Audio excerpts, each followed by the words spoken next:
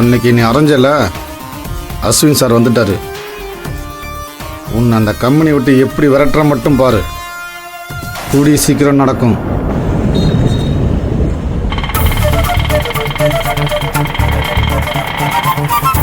காலையில் அவர்கிட்ட சொல்லாம ஹாஸ்பிட்டல் கிளம்பி வந்துட்டோமே, ஒரு ஃபோன் பண்ணி பேசுவோம்.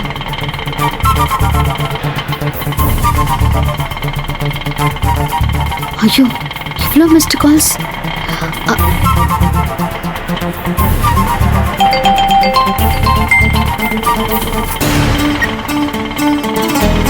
விஜி. ஹலோ மகா, நீ எங்க இருந்து கால் பண்ற? நான் கார்மெண்ட்ஸ்ல இருந்து தான் பேசுறேன் மகா. நீ வீட்ல இருந்து கிளம்பிட்டியா? நான் ஓனரை பார்க்க காலையில ஹாஸ்பிட்டல் போயிட்டேன் விஜய். அப்படியா? ஓனர் எப்படி இருக்காரு? இன்னும் அவரு கண்ணு முழிக்கல. நான் போகும்போது அஸ்வின் அங்க இல்ல, ஆனா கொஞ்ச நேரத்துல அங்க வந்துட்டாரு. எனக்கும் அவருக்கும் வாக்குவாதம் ஆயிடுச்சு. அதுக்கப்புறம் இருக்க வேண்டான்னு நான் அங்கிருந்து கிளம்பி வந்துட்டேன். வாசலுக்கு வர ரகு எதிரில் வரான். அவனுக்கு பாஸ் அஸ்வின் தானே. என்னை எவ்வளவு எகத்தாளமா பார்த்தான் தெரியுமா? சரி விஜய், இப்ப இவங்களை பத்தி நினைச்சு கவலைப்பட வேண்டாம். டெய்லர்ஸ் எல்லாம் வந்துட்டாங்களா?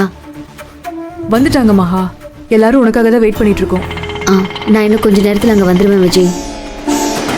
சிங்கப்பூர் ப்ராஜெக்டுக்கான வேலையை நம்ம ஆரம்பிச்சிடலாம். ஓகே மகா, நீ வா, நாங்கள் எல்லாரும் எல்லா வேலையும் ஏற்பாடு பண்ணி வைக்கிறோம்.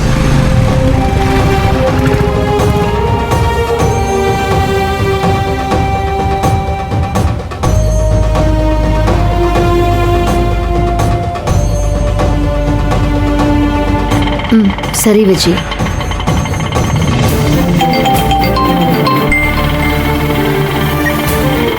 என்னங்க?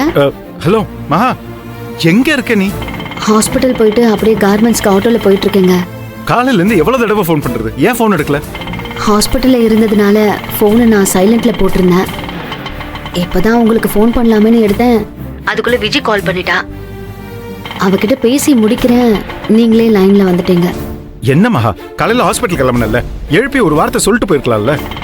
நீங்க நல்லா தூங்கிட்டு இருந்தீங்களா, எழுப்ப வேண்டாமேன்னு பார்த்தேன்.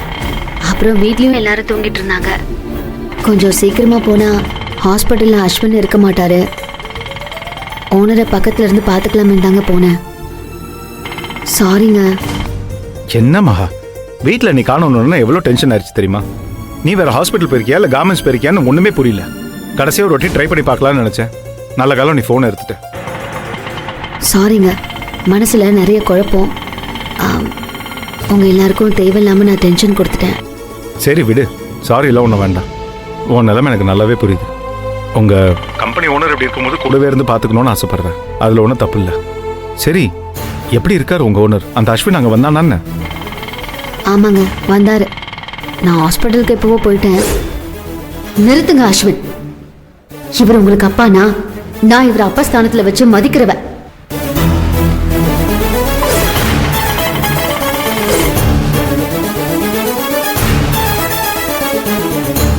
என் மேல கைய வச்ச அவ்வளவுதான். அந்த அஸ்வின் இன்னும் அடங்கவே இல்லைல்ல? நீங்க கோவப்படாதீங்க, அவங்க அப்படிதான் இருப்பாங்க. நாம நம்மளுடைய வேலையை பார்ப்போம். என்ன இருந்தாலும் இந்த நிலைமையில நீ கார்மெண்ட்ஸ்க்கு போகணும்னு சொல்றியே? இல்லைங்க, எனக்காக அங்க எல்லாரும் வெயிட் பண்ணிக்கிட்டு இருக்காங்க. நான் சிங்கப்பூர் ப்ராஜெக்ட் ஒன்று கிடைச்சிருக்குன்னு சொன்னேன்ல, இன்னைக்கு அந்த வேலையை தொடங்கலான்னு இருக்கோம். சரி, ஆனா அந்த அஸ்வின் உங்களை வேலை செய்ய விடுவானா? அவரா கம்பெனியோட ஓனரு. அவராலெல்லாம் எங்களை வேலை செய்ய விடாம தடுக்க முடியாது. அப்படியே அவர் அங்க வந்தாலும் பேசி சமாளிச்சுக்கலாம். சரி, நீ போ. நான் வந்து கார்மெண்ட்ஸ்க்கு வந்து உன்னை பார்த்துட்டு போறேன். நீங்க எங்க தேவையில்லாம அலையிறீங்க? நீங்க பேங்க்கு கிளம்புங்க. நான் எதுவா இருந்தாலும் உங்களுக்கு கால் பண்றேன். சரி, பார்த்து பத்திரமா போ. என்ன எதுவாக இருந்தாலும் எனக்கு ஃபோன் பண்ணு. சரிங்க. இன்னைக்கு டியூவை மட்டும் அவங்க கட்டலன்னா கம்பெனிக்கே சீல் வைக்கணும்னு மேனேஜர் சொல்லிட்டு இருந்தாரு. இப்போ என்ன சொல்ல போறாருன்னு தெரியலையே. நம்ம போய் பார்த்துட்டு வரலாம் மேடம். வரட்டும், வெயிட் பண்ணலாம். என்னாச்சு? எதுக்கு எல்லாரும் இங்க நின்னுட்டு இருக்கீங்க? இல்ல மகா, இல்லக்கா இங்க இருக்க எல்லாரும் ஒரு தடவை ஓனரை பார்த்துட்டு வரலான்னு சொல்றாங்க. அதை பத்தி தான் பேசிட்டு இருந்தோம். நான் ஹாஸ்பிட்டல் போய் ஓனரை பார்த்துட்டு தான் வரேன். அவருக்கு இன்னும் மயக்கம் தெரியல. நான் போனதும் ஓனரோட பையன் எதுக்காக இங்க வந்தேன்னு என்கிட்ட சண்டை போட்டாரு. அப்புறம் அவருக்கும் எனக்கும் பெரிய வாக்குவாதம் ஆயிடுச்சு. அதனால யாரும் ஹாஸ்பிட்டலுக்கு போகணும்னு அவசியம் இல்லை. அவர் சீக்கிரமா குணமாகி வரணும்னு நம்ம எல்லாரும் சாமி கிட்ட வேண்டிப்போம். அவரு கண்ணு முழிச்சு இங்க வரும்போது சிங்கப்பூர் ப்ராஜெக்ட்ல பாதி வேலையை நம்ம முடிச்சிருந்தோம்னா அவரு ரொம்ப சந்தோஷப்படுவாரு. அதான் நாம அவருக்கு செய்யற நன்றி கடனா இருக்கும். சரியா? எல்லாரும் போய் அவங்கவுங்க வேலையை ஆரம்பிங்க.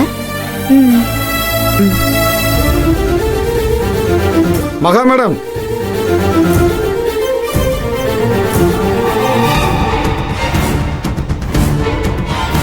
இப்போதைக்கு வேலையில ஒன்றும் நடக்க வேணாம். கம்பெனி லாக் பண்ணிட்டு ஓனர் சொல்லிட்டாரு. எல்லாரும் வெளியே வந்தீங்கன்னா நான் கம்பெனி லாக் பண்ணி போயிட்டே இருப்பேன். ஓனர் கண்ணு முடிச்சிட்டாரா என்ன? நான் சொல்றது அஸ்வின் சார்.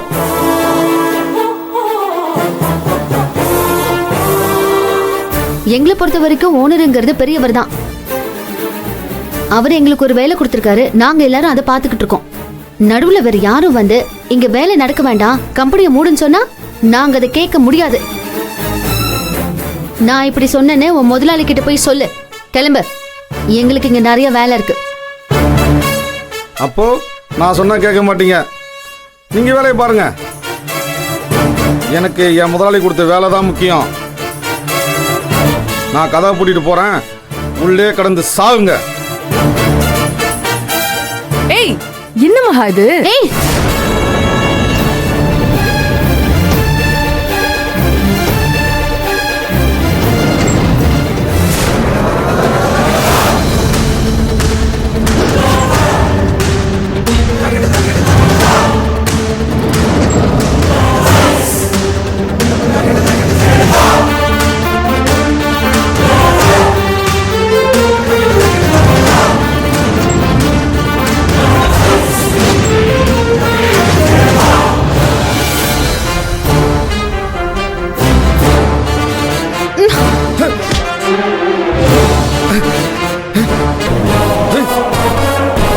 ஓனர் உடம்புக்கு முடியாம ஹாஸ்பிட்டல்ல இருக்காரு. அவரை பாத்துக்க முடியலையேன்னு வேதனையில இருக்கும். நீ என்னன்னா இங்க வந்து திமிர் காமிச்சிட்டு இருக்க?